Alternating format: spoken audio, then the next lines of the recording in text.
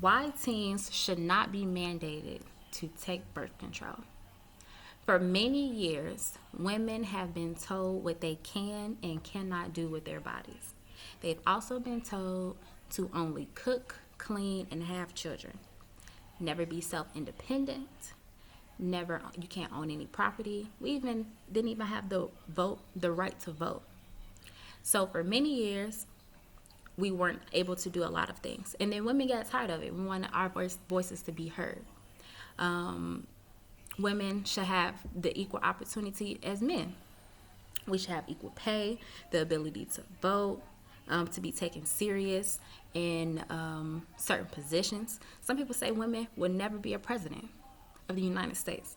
Some people say a woman cannot be a CEO or a CFO or can be taken serious just because they are a female in general. So why force a young lady to take birth control? One, it could be totally against their religion. Genesis chapter 1, verse 28, God said, be fruitful and multiply. So therefore, some people may take things differently. So therefore, in the Bible, if you're preventing yourself from getting pregnant or preventing yourself from anything like that, some people may view that as a sin. You know, no sin is greater than the other. Women who have high blood pressure, diabetes, or seizure disorders may have, in taking medication for certain things, can have certain effects. If you decide to take birth control, it can have certain effects on your body. So they don't suggest that if you take it. But if you're mandated, that means that you have to take it, right? So there are many different types of birth control.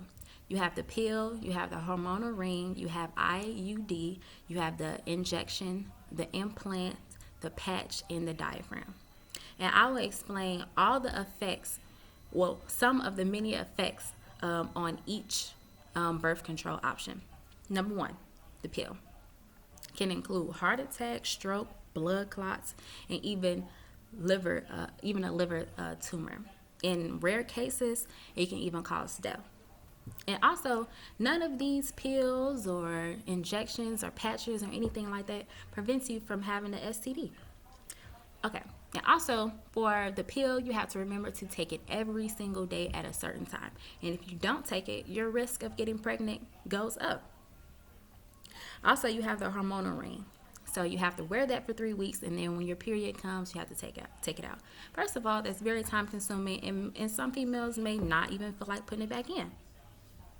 But this can include blood clots, uncontrolled high blood pressure, uncontrolled vaginal bleeding, and even can cause depression. Next, we have the IUD. It causes irregular period for several months. Pelvic pain, headaches, painful periods, and even ovary cysts, and sometimes dizziness. And then also, you can get atomic pregnancy. So basically, atomic pregnancy is when the egg fertilizes outside of the uterus. No embryo can survive outside of the uterus. So that has an effect on a woman.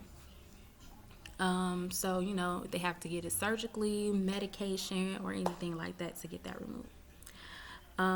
The side effect for IUD actually goes on and on and on and on and on. Next, we have the birth control shot. It causes headache, weight gain or weight loss, irregular bleeding, may occur depression.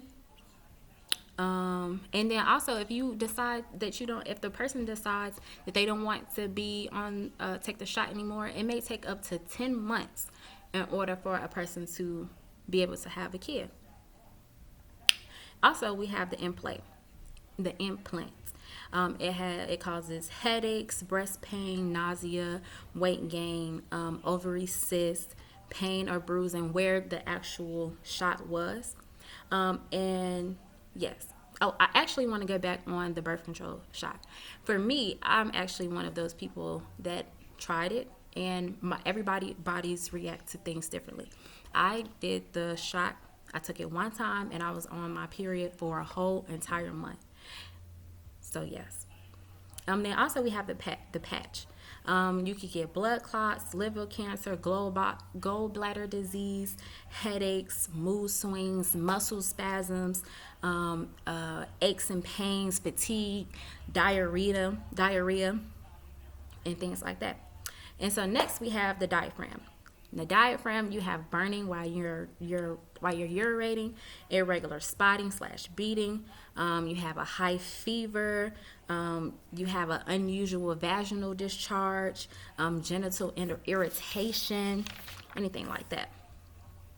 Forcing teens to take birth control does not stop sexual activity if that's one of the goals. If anything, it's only going to go up. STDs and STD rates can go up as well. Like I said, none of these birth controls can actually control STDs or STIs. So no, only 100% way a person can avoid pregnancy is to abstain from sex. Now, if you tell a young teen that they're on birth control and they have to be on birth control, that opens up nothing more but an opportunity to have sex, have unprotected sex. And at the end of the day, some of these birth control methods are not 100%. There's plenty of stories where people have gotten pregnant while they were on a pill, or gotten pregnant while they was on a patch, or anything like that. Nothing is 100%.